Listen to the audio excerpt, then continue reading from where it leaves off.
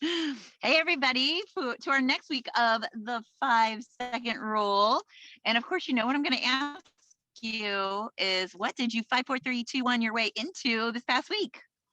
I did a couple things, so I'll get started. So, we have our new office system, right? And I've had a couple people that had a little bit of struggles like getting logged in.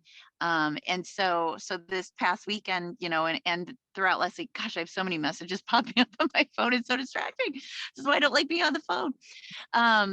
And so I was able to just kind of like, because when it comes to helping people with that, I don't feel super knowledgeable, right? Because we're all kind of learning this new system. And so I had to 5, 4, 3, 2, 1 my way into helping some people and seeing, like, because the things they were asking, I had no idea what the answer was. And I was like, well, let's figure it out together. Like at first I was like, oh my gosh, is there some video I can help them with or something?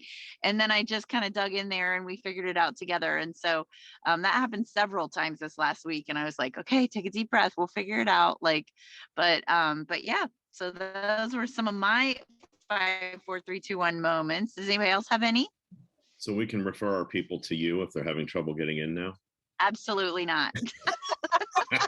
I was going to ask if I could call you. Absolutely not. Absolutely not. No. There was, one person, she had barely tried to log in. And so I was able to help her pretty easily. The other ones were a little bit more complicated, and they made it really complicated. And I was kind of like, this is not how I would have done this, but since you're already there, let's try and make do with what you've got going on.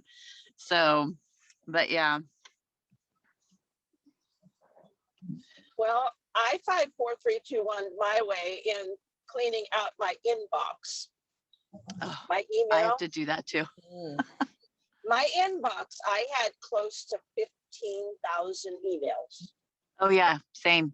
I've got more than under 100. Woohoo! That's amazing. What's it down to?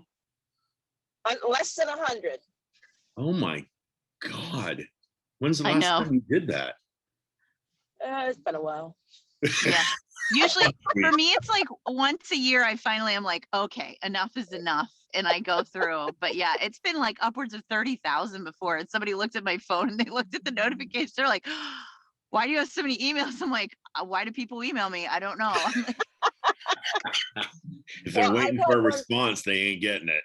I had once or twice where I started and did a little bit and then got sidetracked and didn't finish it. Well, I just made myself do it, go through and keep what I needed. And, it was just delete. And it was just. I have to tell you, that would drive me crazy. Like that would send me over the edge. I go through my emails once a day and delete the stuff I don't want. So there's never more shit. Wow, that's impressive. I don't like it when I get on something and I see that little number down there and it says like, I'm just like, no, I can't do that. There might possibly be something in there I need to know. There never is, but there could be. I check mine 3 or 4 times a day, if not more. And I check it and I just don't delete. No, I delete the ones that I don't want. Everything. Yeah. I delete multiple times a day. Now, I don't usually do it on my phone because if I have to read something on my phone, it's just too small with my old eyes. I can't deal with it. But like if my number of emails in my inbox, and this is read ones, is over, like it gets to 193 or something or more, I lose my mind. So I have to start filing and deleting at that point. 193. So 192 is okay? Yeah. 194 is over the edge. Ideally, I like to have it around 50 or 60, but I've got a bunch of stuff out there that I need to reread and figure out what the most recent that contains all of the string of responses from the vet on one of the dogs and then delete the rest. I just have been too lazy to do that. By the time I get to that point, I'm done. If I unsubscribe and it tells me it'll take 48 hours for that to go through, and then a week later, they're still emailing me and I'm still unsubscribing and it doesn't seem to matter. Yeah. Yeah, I check my emails all the time. I just don't always take the time to delete. And a lot of the stuff, if I know it's not anything I need or want, I don't even open it up and it just sits there. So I've been moving a lot of stuff in spam. Yeah. Yeah. Lydia, we need to get in the habit of when we check it, just to go ahead and delete right then. It's not hard. Yeah. It's a little button. It's not. That's just it. That's why I'm like, it's actually really not hard. And they say, like, that's one of the like organizational tips is they say only touch things once, right? And so you either delete, delegate, or defer or something. I don't even know. I can't remember what there's 3Ds. And so yeah. So I guess we need to work on that, Lydia. Yes, I am. I've been keeping up with it since Friday. I'm impressed with myself. One day Awesome. it'll be a habit, so I'm working on that. Oh Lord. I'm going Do to you email wanna start both of reading you. at some point, or Well, you Yes, gotta go check on ahead. your emails? Do you want to skip this chapter and go check on your emails? No, let's all take this moment to email Lydia and Ellen and see if they respond. Well, The only message is going to be please delete it. That's funny. I'll send you step-by-step instructions on how to delete an email if that will help. We can get Christy to do a video. I got Nice. it down. I got it down, Jenny. I'm good. Okay. Trying to be helpful. You probably wore the delete key off your keyboard. Oh dear. All right. I'm going to start. Watch me. Okay. Hold on. Let me overthink about it. This would be an email. All right. You'll never feel like it. I think in the many times that I have read this book, this is honestly one of my least favorite chapters because there's a lot of things in here I don't want to deal with yet. Speaking of overthinking. So it takes courage to grow up and become who you really are. That might be the problem. Okay. It's a hot afternoon in Plano, Texas, and a woman named Christine is sitting in a meeting at work. Her boss has called the meeting to discuss ideas to help close a massive piece of consulting business. It's down to 2 companies, and the decision will be made next week. Christine is listening and taking notes when suddenly she thinks of an out-of-the-box idea. What if we create a custom Snapchat geofilter and tag it to the prospect's office building? Everyone at the building using Snapchat will see it, and that will create buzz about our company. Her mind starts to race with all kinds of cool things that they could do. The conversation among her colleagues is winding down, and the VP of Business Development says, "These are great suggestions. Anyone else?" Christine has a decision to make, and she'll make it in the next 5 seconds. She knows she should jump into the conversation, but first she stops to think, is this going to sound crazy? No one else suggested anything even close to this kind of thing. She shifts in her chair. Is there a reason no one else has mentioned Snapchat? Now she's questioning whether she should share the idea at all. In the next 5 seconds, Christine will either decide to say nothing, a pattern that's become a habit at work, or she'll find the courage to speak up. Plus, Christine has a goal. She wants to advance in her career and is worried that she's going to get passed over for more senior roles if she doesn't improve her executive presence. She's been spending a lot of time figuring out what she needs to do, and she wrote to me because she was struggling with her ability to make herself do it. Her confidence is taking a nosedive. She had devoured fantastic books like Lean In, Tribes, Daring Greatly, and The Confidence Code. She has attended women's conferences, listened intently to her mentor, and practiced power posing in her mirror at home. Thanks to all this research and reading, Christine knows what she needs to do. Share strategic ideas, be proactive, lean in, be more visible, and volunteer for projects that stretch her. And she knows why she needs to do these things. You're probably wondering why on earth Christine didn't just speak up when she had the chance. Great question. The answer is simple. She's losing the battle with her feelings. Christine isn't struggling with speaking, she's struggling with self-doubt. Of course, Christine knows how to speak in a meeting. What she doesn't know how to do is beat the feelings that are stopping her. If you've ever wondered why it's so hard to make yourself do the things that you know will solve your problems and improve your life, the answer is simple. It's your feelings. None of us realize it, but we make almost every single decision, not with logic, not with our hearts, not based on our goals or dreams, but with our feelings. And our feelings in the moment are almost never aligned with what's best for us. Take Christine as an example. She knows what's best for her, to speak up. In the moment, however, her feelings are making her second guess herself. Study after study shows that we opt for what feels good now and feels easier rather than doing the things we know in our hearts will make us better in the long run. The moment that you realize your feelings are the problem, you now have the ability to beat them.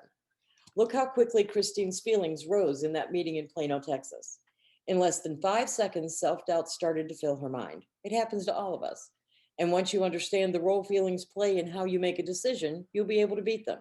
Here's what you need to know. You make decisions based on how you feel.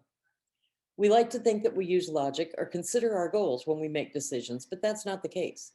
According to neuroscientist Antonio Damasio, it's our feelings that decide for us 95% of the time. You feel before you think. You feel before you act. As Damasio puts it, human beings are feeling machines that think, not thinking machines that feel. And that's how you ultimately make decisions, based on how you feel. Damasio studied people who had damage to their brains and couldn't feel any emotion at all, and he discovered something fascinating. None of his research subjects could make a decision. They could describe logically what they should do and the pros and cons of the choice, but they couldn't actually make a choice. The simplest decisions, like what do I want to eat, were paralyzing. What Damasio discovered is paramount for you to understand. Every time we have a decision to make, we subconsciously tally all the pros and cons of our choices and then make a gut call based on how we feel. This happens in a nanosecond. That's why none of us catches it. For example, when you ask yourself the question, what do I want to eat? You're actually asking yourself, what do I feel like eating? Similarly, I wasn't asking, should I get up? Subconsciously, I was asking, do I feel like getting up? Tom wasn't asking, do I want to walk over to her? Subconsciously, he was asking, do I feel like walking over to her? Christine doing the same thing at work. She wasn't asking, should I share my idea? Subconsciously, she was asking, do I feel like sharing my idea? Huge difference. And that explains why change is hard. Logically, we know what we should do, but our feelings about doing it make our decisions for us. Your feelings will make the decision before you even realize what happened. How you feel in the moment is almost never aligned with your goals and your dreams. If you only act when you feel like it, you'll never get what you want. You must learn how to separate what you feel from the actions that you take. The 5-second rule is a remarkable tool in this regard. The moment you feel too tired, you'll decide not to go for a run. But 5, 4, 3, 2, 1, go, and you could make yourself go for one. If you don't feel like attacking the to-do list on your desk, you won't. But 5, 4, 3, 2, 1, go, and you can force yourself to start working on it. And if you don't feel worthy, you'll decide not to tell him what you really think. But 5, 4, 3, 2, 1, go, and you can make yourself say it. If you don't learn how to untangle your feelings from your actions, you'll never unlock your true potential. Here's how feelings keep you from changing. When you stop to consider how you feel, you stop moving toward your goal. Once you hesitate, you start thinking about what you need to do. You'll weigh the pros and cons. You'll consider how you feel about what you need to do, and you'll talk yourself out of doing it. I have said it before, and I'll say it again because it's so important. You aren't battling your ability to stick to a diet, execute a business plan, repair a broken marriage, and rebuild your life, hit your sales goals, or win over a bad manager. You're battling your feelings about doing it. You're more than capable of doing the work to change anything for the better, despite how you feel. You can't control how you feel, but you can always choose how you act. Ever wonder how pro athletes achieve so much? Part of it is talent and practice, but another key element is a skill that you and I need in our lives. The ability to separate from our emotions and push our bodies and mouths to move. They may feel tired as the football game drags into the fourth quarter, but they don't act tired. Feelings are merely suggestions, and the greatest athletes and teams ignore. To change, you must do the same. You must ignore how you feel, and as Nike would tell you, just do it anyway. Everyone struggles with their feelings of self-doubt. Just ask Lin-Manuel Miranda, creator of the smash hit Hamilton, that won 11 Tony Awards in 2016. It took him 6 years to write Hamilton. You may dream of writing the next Hamilton, and you very well might. Just don't forget that it took Miranda 6 years to write that show, and he had to battle his feelings of self-doubt every step of the way. He recently put up this post on his Twitter page. It's a post of a conversation between Miranda and his wife, Vanessa. 3 years before Hamilton debuted to sell out crowds and $1,000 tickets, Miranda was still writing the musical, and he was struggling with his feelings of self-doubt. I have a hard time finding the balance between not beating myself up when it doesn't happen as fast as I'd like it to, and not wasting time while I wait for it to happen. What did Miranda do? He pushed himself and kept writing. That's why he posted this on his page, to remind everyone that we are all the same. We all struggle with the same self-defeating feelings, and the only way is through. So 5, 4, 3, 2, 1, suck it up and get back to your piano. This conversation happened 3 years ago. Me, sometimes the writing doesn't happen as fast as I'd like it to. Her, I know. Me, I have a hard time finding the balance between not beating myself up when it doesn't happen as fast as I'd like it to, and not wasting time while I wait for it to happen. Her, everyone has that problem all the time. Me, you mean these unique snowflake problems that happen to me aren't because I'm a unique snowflake. I love that his wife said too, everyone has that problem all the time. She's right. We all doubt ourselves. That is the truth. The biggest mistake you could make is to buy into the lies that your feelings are telling you. Do not wait until you feel like it. 5, 4, 3, 2, 1, get back to your piano. Let's go back to that meeting in Plano, Texas, where Christine has a decision to make. In the past, as soon as she felt uncertain, she would have looked down at her notepad and said nothing, and in 5 seconds, the moment would be over. If one of her colleagues had raised a similar idea, as colleagues often do, hang on, I'm trying to turn this down, she'd spend the afternoon beating herself up for not talking. But today, Christine does something different. She dreads what she is about to do, and she can feel the 5-second window closing as her own brain fights her. Her stomach is in knots as she applies the rule. She starts counting backwards silently in her head to quiet the self-doubt and to switch the gears in her brain. 5, 4, 3, 2, 1. The counting interrupts her normal pattern of behavior, distracts her from her fears, and creates a moment of deliberate action. By asserting control in that moment, she activates her prefrontal cortex so that she can drive her thoughts and actions. Then she opens her mouth and says, I have an idea. Everyone turns and looks at her, and Christine feels like she might just die right there. She forces herself to keep moving forward. She sits up a little taller, takes up a little more space by sliding her elbows wider across the table. Power posing suggests we do, and starts to speak. So I had this idea. You know how statistically all these millennials are using Snapchat as a platform to... Everyone listened to her idea, asked a few questions, and then her boss said, thanks, Christine. Very interesting suggestion. Anyone else? On the outside, nothing earth-shattering happened, but on the inside, something life-changing did. She discovered the courage she needed to become the person she wanted to be at work, a rock star. What Christine said isn't the point. It's that she said anything at all that makes this moment powerful. Sharing her idea for a social media campaign changed something way more important than the marketing strategy of a company. It changed Christine. It not only changed how she behaved, but it changed how she viewed herself. It even changed her mindset. This is how you build confidence, 1 5-second move at a time. She used the rule to reach deep inside of herself to find a little courage. And by speaking up when normally she'd hold back, she proved to herself on a random afternoon in a conference room in Plano, Texas, that she was in fact good enough and smart enough to contribute ideas at work. It was a small but monumental step, and it took courage. The rule is how she took a risk and was able to apply what we all know works. It was how she leaned in, and as Sheryl Sandberg urges, outsmarted the lizard brain, as Seth Godin implores, acted like an original, and as Grant champions and dared greatly, as Brene Brown empowers us to do. Excuse me, I'm gonna get a drink real quick.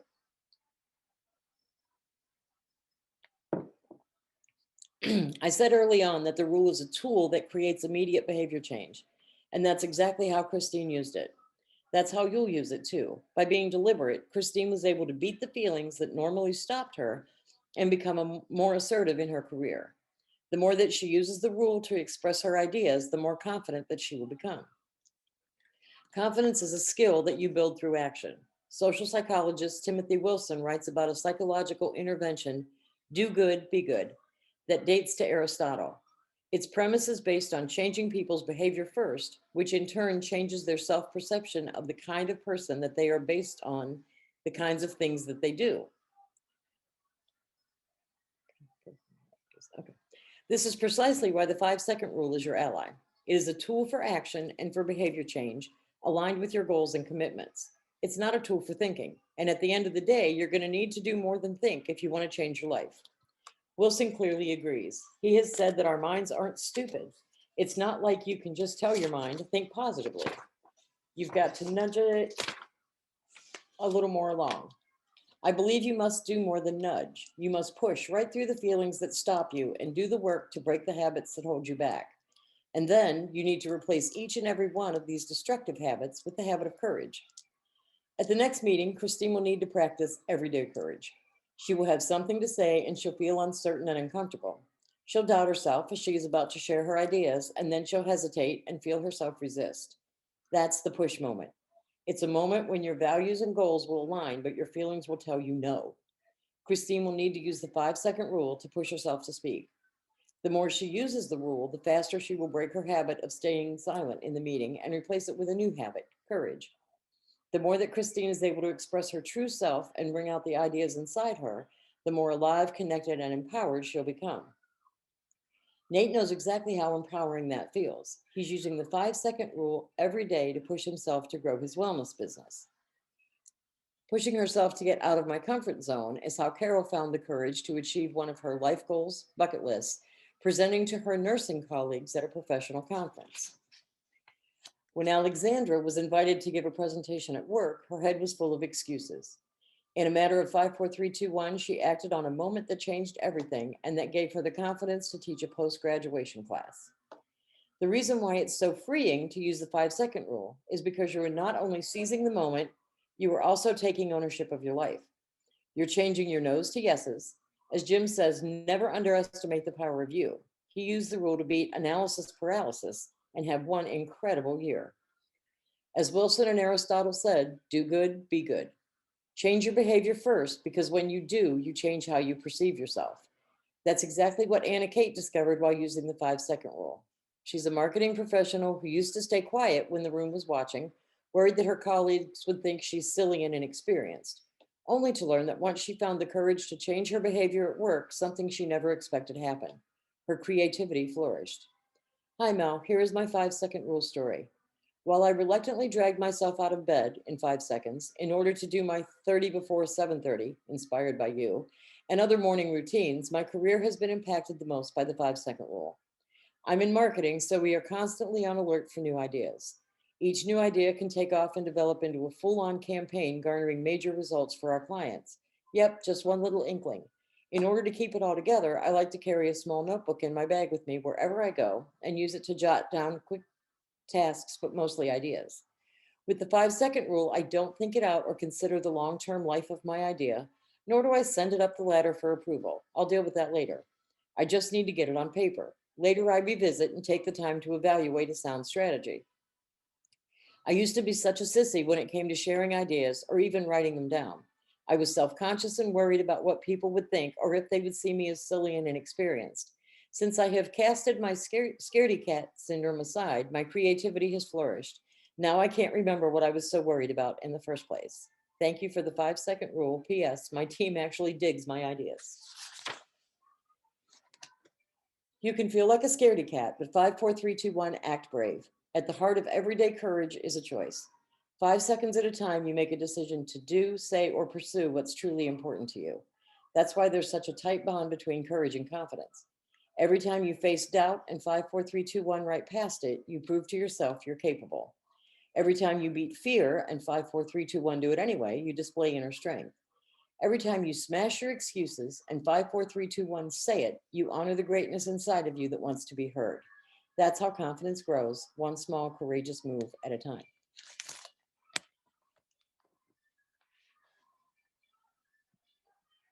Anyone? I love this chapter. I know Jenny said you didn't like the chapter. But the reason why I love it is because I think we all can relate to that, right? We can all relate to you're never going to feel like it, because there's many things that I know I've put off for years, sometimes weeks, days, years, whatever, because I just didn't feel like it. Or I'm like, I give myself an excuse. Well, things are really hard right now, so I give myself like a pass, right? It's okay that I'm not, exercising or whatever it is that I'm not doing in that moment, and I give myself the permission to do that, just because, and then I fool myself and I'm just like, oh, well, next month it'll be better and I'll start that next month. But it never is. There's always something else, right?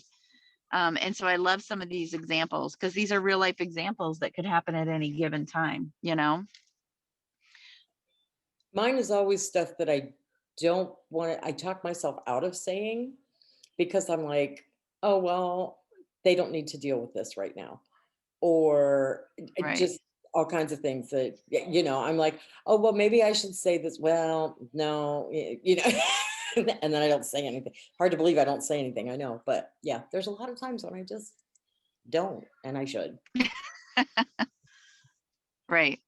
Well, and I know, I mean, I've had that too when there's something that I want to say or should say, and I hang back because I'm like, oh, that person is dealing with so much, right? And so, right.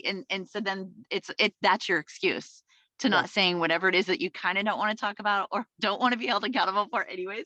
And you're like, well, that person's dealing with so much. So I'm doing them a favor by not telling them I'm whatever not this going to is. put this on them too. It's fine. I Right. can deal with it. Yeah. I'll just sit over here. Exactly. Exactly. I think just the fact that she acknowledges we can't control how we feel is actually somewhat freeing because, there's definitely times where you beat yourself up about your feelings and you're like, why do I feel this way? This is just stupid, and that kind of stuff. But the fact that she says you can't control how you feel, you can only control how you act, I think is just, like I said, I think it feels freeing with that idea. And it makes, for me, it makes more sense, and it makes the idea of applying the 5, 4, 3, 2, 1 a lot easier because it takes the feelings out of it. Whereas I didn't realize it was necessarily based on feelings before. Right. And also you sometimes then you feel guilty about the feelings you have. You're like, I Correct. shouldn't be feeling this way. Why can't I just put this to bed already? Right. Yeah. So I agree with you, Amy. It is freeing.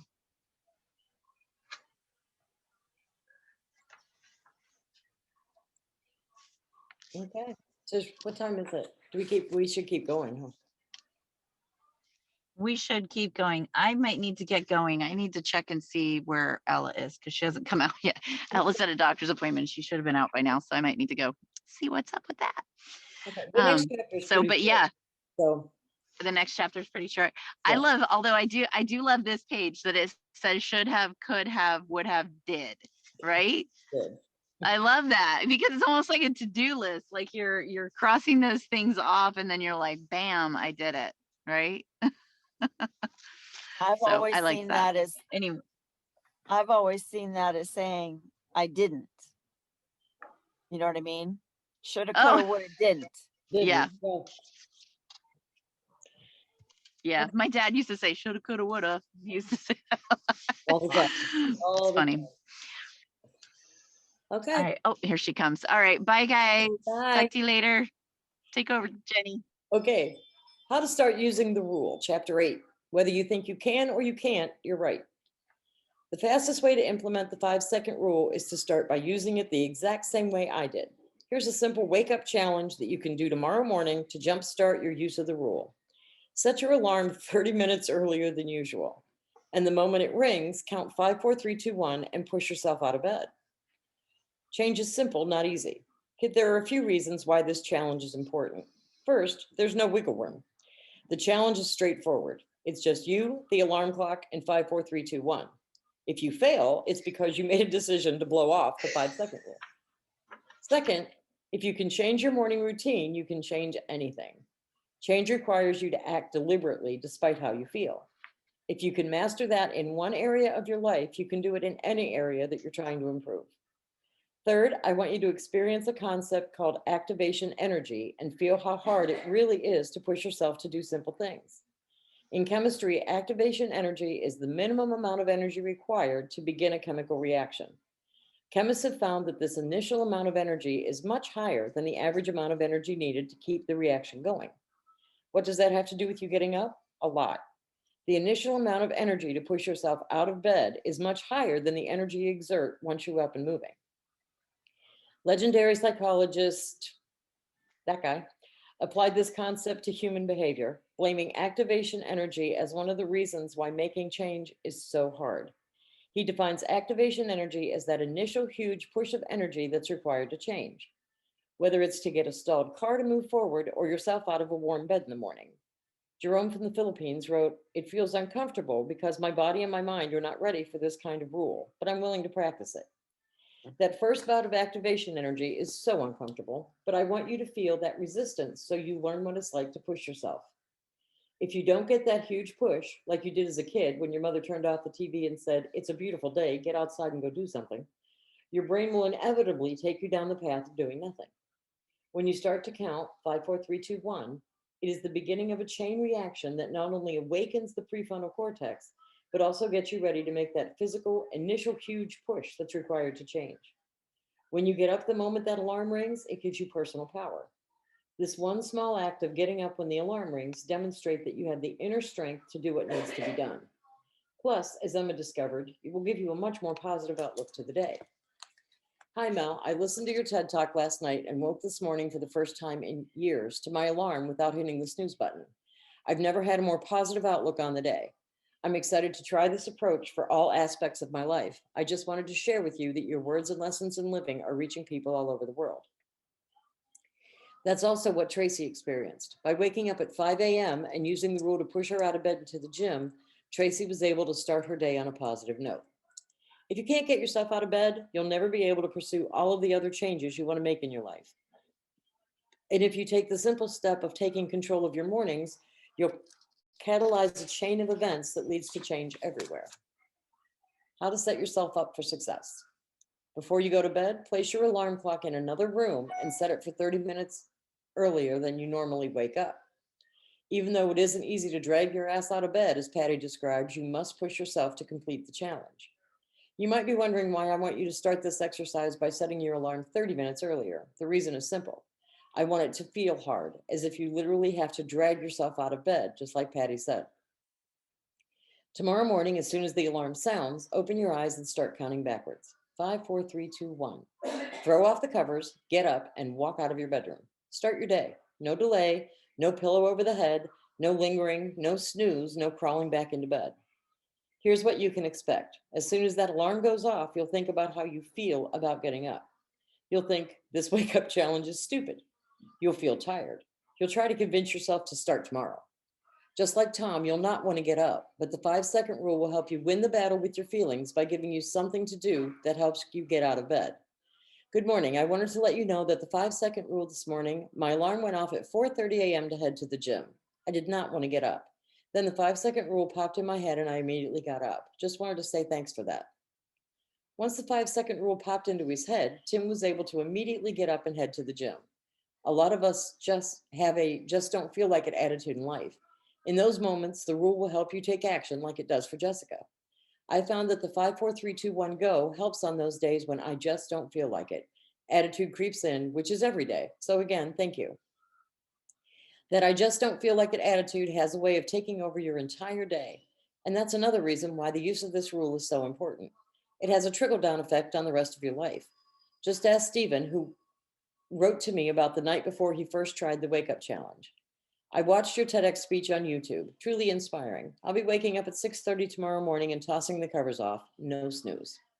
I asked him how waking up early went. He said it sucked, and when he first tried it, but over time it has made a huge difference. His mindset literally changed in the span of a few minutes, and since starting the Wake Up Challenge, he's found a new job that has allowed him to start living life. As you just read for Stephen, the snooze button has been broken and autopilot no longer exists. And that has made all the difference. Stephen isn't just waking up earlier, he's changed from a guy who used to always settle and rarely pursue my passions to a person who has taken his life into his own hands, one 5-second decision at a time. And it all started with getting up right when the alarm rang. If you can get up on time, start your day powerfully, plan ahead, think about your goals, and focus on yourself, all before you get bogged down in your daily routine, you will simply accomplish more. This is the first step to taking control of your life. Remember, when I created the rule to help me get out of bed, the 5-second rule is about something far greater than waking up on time. It's about waking up the power of you and using it to shake up your life. After you try the Wake Up Challenge, let me know what you discovered about yourself using the 5-second rule. You might find, like Stephen did, that it sucked, but over time, I guarantee this one small change will make a huge difference. Now that you know how to get started on a basic level, the next 3 parts of the book will dive deeper into how you can use the rule to achieve specific goals, including increased productivity, beating the fear, feeling happier, and enriching your relationships. So, ladies and gentlemen, how many of us are going to get up 30 minutes earlier every day for the next week?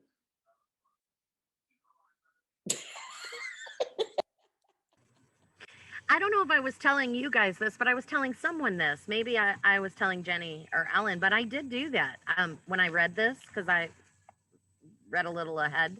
But I did try it, and it's not really great, but I understand what she's saying as far as it's about how you feel.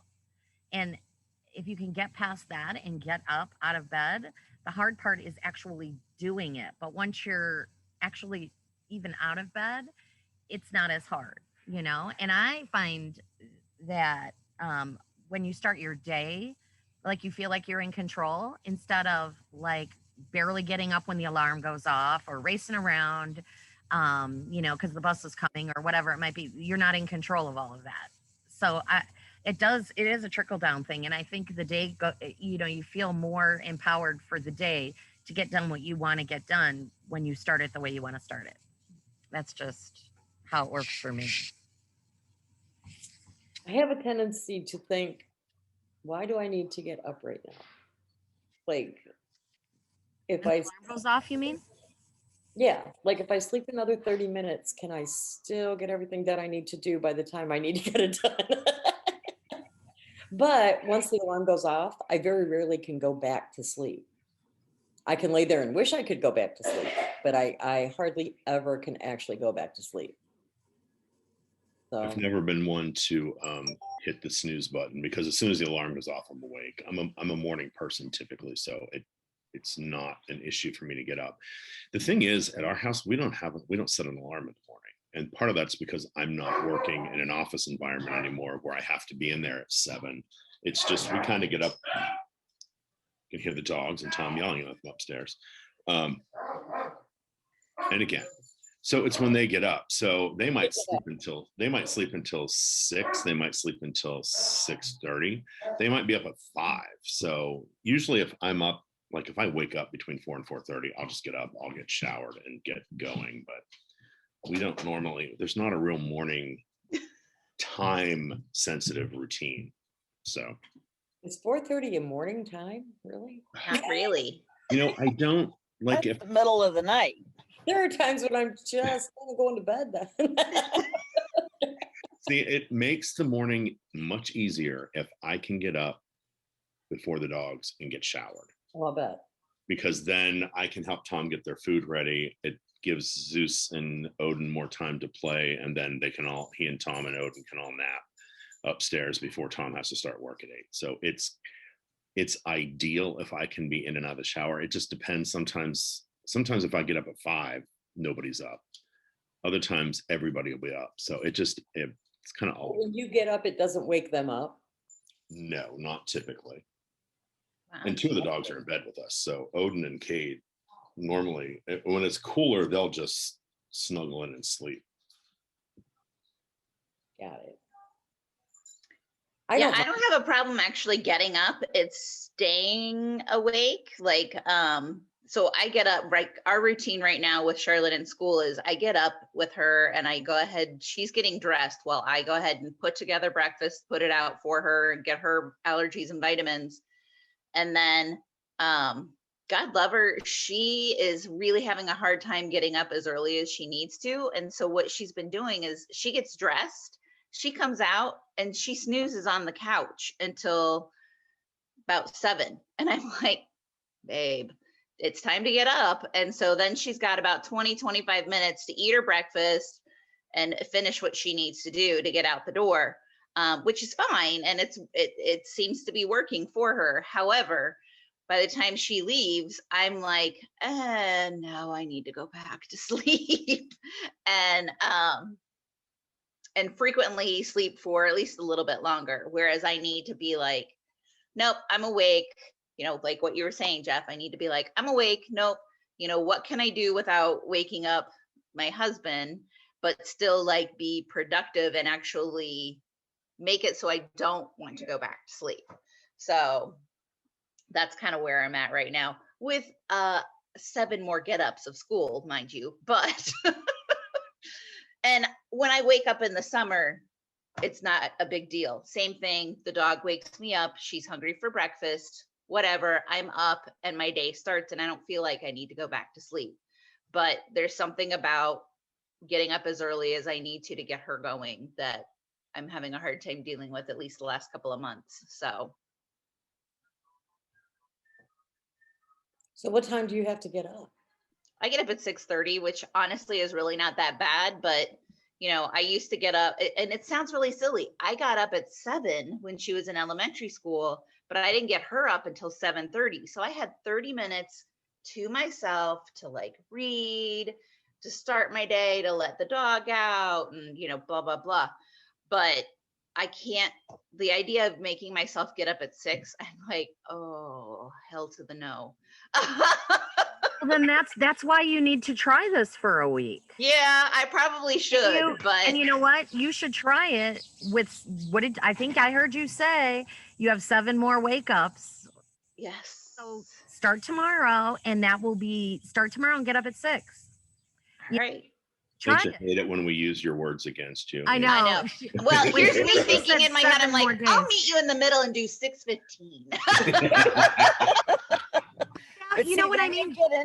Then you'll get That into will- the habit and you won't have to do it for the summertime. But that will get you your 30 minutes back that you said you just really used to like to have. So that's Mhm. 30 minutes. That's your getting a cup of coffee or, you know, just When the kids were all home, I had to get up before everybody else, because if I got up at the same time they did, it was not pretty. Mhm. Because I had to honestly have a cup of coffee in about 30 minutes to just clear my Compose head yourself. Yeah. before you had a everybody lot of got up. kids. Well, You yeah, had a lot of because chaos going on. the first thing you want to hear in the morning is that I can't find my shirt. Where's my other shoe? I don't have lunch money. Where's, you know, and so I just needed to get that out of the way first before, because that was going to happen as soon as they woke up. It was just, yeah. Yeah. Well, we preempt that a lot. Like there's a lot of before bed. There is your backpack packed? Is your Chromebook charged? Have you got your clothes set out for tomorrow? Because she's the same way. In the morning, she is like, God love her. She's not a morning person. I'm not even sure she's an evening person. I'm not sure what she is. She used to be a morning person. She'd wake up and be all like, oh, and happy and singing and dancing when she was little. But, you know, we're at the preteen, almost teen, less than 2 months away. Ouch. Where she is just that, you know, she wants to sleep late, and which she never used to do. Like on the weekends, she wants to sleep till at least 9. And I'm like, dude, you That's used Wait a to minute. like, That is not late. right. Charlotte's going to be 13 in 2 months. Uh-huh. Oh, well, I hate to tell you, but 13's been awful, and the 7th grade year has been the worst. So, Thanks. yeah, Something to look forward to. I'm just helping you out. I'm just saying. Hey, now you're really making me not want to get up 30 minutes early and deal with that. Get Oh, a well, cup there's nothing, you know, and there's nothing to deal with in my, you know, in my house. Mine gets up at 6. I wake her up. She is not happy, but she gets ready. But you know, her bus comes at like 6:45. Oh, ouch. What? You get up, you get your stuff. You know, she usually comes down for breakfast at like 6:35. It's like, all right, you eat what you eat. If you don't, you go to school. You know, I mean, I'm not, you know, That's why God made granola bars and Pop Tarts. I'm telling you. Mhm. well, yeah, you know, and, but she doesn't get any On the way to the bus. Here. at night. You know, it's just, you know, she's old enough and responsible enough. You got to get your stuff together, you know. So she gets it together, I assume. I don't double check, but, you know. Yeah. I think it's become a habit because in the morning before she goes to school, because she's so tired, I'm like, okay, did you brush your hair? Did you brush your teeth? Did you put on your deodorant? I mean, like, you know, because she's just like walking through the morning to head out. So that then in order to not make it complicated in the morning because of having to ask her yet another question, which is what was happening. Do you have your backpack packed? Because I'm not bringing your Chromebook to you at school. Kind of a thing. So yeah. So my daughter has a list on her, Brittany, and I thought this was funny the first time I saw it, but she literally has a list on the refrigerator in the kitchen for her kids that says, did you brush your hair? Did you brush your teeth? Did you put on deodorant? Yeah, we used to have a list hanging on Charlotte's door that was that. And I'm like, why is that list on your refrigerator? She goes, because I get tired of saying it every morning. She goes, Well, I guess in that aspect, I'm lucky because my daughter wouldn't be caught dead outside of this house without her hair done, her, her dressed. I mean, it's. Aubriana wouldn't either, but Nate's a boy. So he's kind of like, Yeah. I'm awake. I have on a shirt and a pair of pants. I'm good to go. Let's go. But that actually, you know what? That actually changed this year in 7th grade. That's when, it's totally a different thing. But, now they, looks really nice when she goes to school. That's what takes her the time. So she was a little less caring last year, but this year, oh yeah, her hair, she looks like she's ready for a job interview when she goes to school every day. And I'm like, and here I stand in the kitchen, like with my coffee and I don't even, I do brush my teeth. That's the first thing I do in the morning because I can't stand it. But I never have to ask her because I see her, she looks like a fashion model coming downstairs to go to school. And I was like, okay, guess that's why you don't have time to eat. Have a good day, Priorities. Right? It is. For her, it is. So I don't have to worry, it's just. You guys are such good moms because when I was a kid, it was like mom would wake us up and she'd go back to bed and we were on our own. It's like, if you want something to eat, you got it. If you didn't have, and she didn't drive. My mother never drove until the year I started driving. So if you forgot something or, If you miss the bus, too bad for you, right? That's it. Right. So it was like, and there were 7 of us. So you were just SOL. Walk with. What's that? You had somebody to walk with if you missed the bus.